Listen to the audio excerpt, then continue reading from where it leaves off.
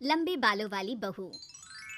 अंजलि ने बचपन से कभी बाल नहीं कटवाए होते, जिस वजह से उसके बाल उसकी हाइट से भी लंबे होते हैं। एक दोपहर उसकी मम्मी अंजलि के बाल बांध रही होती है। सुन, लंबे बाल देखने में तो सबको अच्छे लगते हैं, लेकिन जब इनका ख्याल रखने की बात आती है ना, तो कोई तेरे बालों पर मेहनत नहीं करेगा। कुछ समय बाद ससुराल जाएगी, इसलिए क्यों नहीं इन्हें थोड़ा कटवा ले। कैसी बात कर रही हो मम्मी? आप मेरे साथ मेरे बालों पर मेहनत तो करती ही हो, और चाहे कुछ भी हो जाए, अब मैं अपने बाल नहीं कटवा सकती। और आपको वजह तो पता ही है। अपनी बेटी को इतना खुश देखकर उसकी मम्मी आगे कुछ नहीं बोलती। इसके कुछ महीनों बाद ही अंजलि की उत्कर्ष के साथ शादी हो जाती है। तुम्हारे बाल बहुत अच्छे हैं, मेहनत साफ दिखती है। मतलब तुम भी इन पर मेहनत करने के लिए तैयार हो? अरे मुझे क्या मेहनत करनी होगी, चलो जो भी हो बता देना, गुलाम हाजिर हो जाएगा मैडम। पति की बात सुन अंजलि हंस पड़ती है। दिन बीतने लगते हैं, सब कुछ अच्छा चल रहा होता है, लेकिन सिर्फ उसी दिन तक जब तक सिर धोने की बारी नहीं आती। और वो दिन आते ही अंजलि उत्कर्ष के पास जाती है। सुनिए ना, मैं अकेले हेयर वॉश नहीं कर सकती, प्लीज हेल्प कर दो। अरे यार, आज तो बहुत इम्पोर्टेंट मीटिंग है, जल्दी ऑफिस पहुंचना है, कल कर लेना, पक्का मदद कर दूंगा, सॉरी यार। उत्कर्ष वहाँ से चला जाता है, जिसके बाद अंजलि शैम्पू की बोतल लिए सास के पास जाकर उनसे मदद मांगती है। जहाँ अंजलि की बात सुन सास जोर जोर से हंसने लगती है। बावली हो गई है क्या? तेरे बाल धोऊंगी, जब अकेले संभाले नहीं जाते तो इतने लंबे बाल किए ही क्यों? ये कहकर सास भी वहाँ से चली जाती है।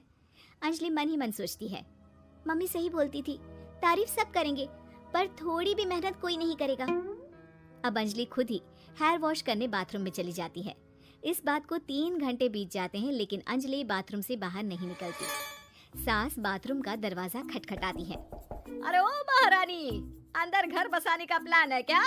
यहाँ सारे काम पड़े हैं, तेरे बालों की वजह से हम क्या भूखे मर जाएं? सास की आवाज सुन अंजलि अगले ही पल बाहर निकल आती है, लेकिन सही तरीके से सिर नहीं धुलने पर उसके आधे बालों में शैम्पू और बाकी बालों से पानी बह रहा होता है। हाय नास पीटी, इतने घंटे लगा दिए फिर भी इन्हें ठीक से धो कर नहीं आई। अब क्या सारे घर में पानी पानी करती घूमेगी? अरे कहीं मुझे ही ना गिरा दियो। आज तक कभी अपने आप हेयर वॉश नहीं किया, हमेशा मम्मी हेल्प कर देती थी, इसलिए टाइम लग गया। अंजलि और उसके बालों से टपक रहे पानी का हाल देख सास अपनी ही जान बचाने के लिए बहू को दोबारा बाथरूम में ले जाकर उसका अच्छी तरह हेयर वॉश कर बालों का पानी निकाल देती है। अब जल्दी काम पर लग जा, और मुझे दोबारा इस घर में तेरी जुल्फों का टंटा नहीं चाहिए। सास की बात मानकर अंजलि चुपचाप काम पर लग जाती है। इसी तरह दिन बीतने लगते हैं, जिसमें अब अंजलि हेयर वॉश के लिए आधे दिन का समय लेकर अपने घर आने लगती है, पर सास को इससे भी दिक्कत हो जाती है, जिसके चलते धीरे धीरे अंजलि के लिए अपने बालों का ख्याल रखना मुश्किल होने लगता है। न तेल लग रहा है, न समय से हेयर वॉश हो रहा है, और बालों में कंघा घुमाए तो हफ्ते बीत जाते हैं। मुझसे अपने बालों की ऐसी दुर्गति देखी नहीं जा रही। इसी तरह दिन और दिनों के साथ महीने बीत जाते हैं, जिसमें अच्छे से ख्याल नहीं रखने की वजह से अब बाल रफ उलझे हुए होने के साथ साथ हेयर फॉल भी शुरू हो जाता है। अब क्या हमें अपने बालों में उलझा कर कूड़े में फेंकने का इरादा है? जहाँ देखो वहीं मैडम के बाल गिरे हुए मिलते हैं। अरे कटवा क्यों नहीं देती इन नासपीटों को? तभी उत्कर्ष वहाँ आ जाता है। अरे कैसी बात कर रही हो माँ, आपके बोले बिना वो सब कुछ कर देती है, और बदले में जब सिर्फ अपने बालों के लिए जरा सी मदद चाहती है तो आप उसे ऐसी बातें सुनाती हो। उत्कर्ष अंजलि को लेकर घर से बाहर निकल जाता है और वो दोनों अंजलि के घर पहुंच जाते हैं। मुझे माफ करना, मैंने वादा किया था लेकिन पूरा नहीं कर पाया। अब तुम जैसा कहोगी मैं वैसा ही करूँगा।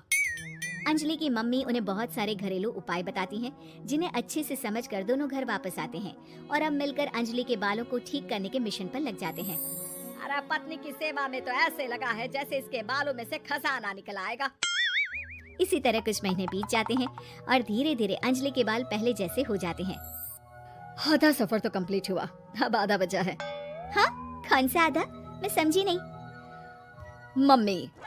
अब अपनी मम्मी को बहू की कीमत समझाने के लिए पहले उत्कर्ष उनकी सब सहेलियों को घर बुला लेता है और फिर अंजलि को उनके सामने लेकर जाता है, जिसे देख वहाँ बैठी सास की सभी सहेलियों का मुंह खुला का खुला रह जाता है।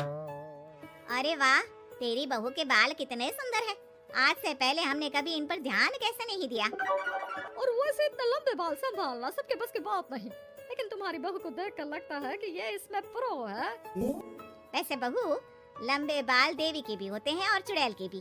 इसलिए अपने अंतर्मन में कभी कुछ बुरा मत आने देना और इस घर के लिए लक्ष्मी का रूप बनना। अरे किस बात की, घर की आधी लक्ष्मी तो ये इन्हीं जुल्फों पर खर्चा कर देती है। सास की इस बात पर अंजलि तुरंत पैसे ले जाकर सास के हाथ में रख देती है।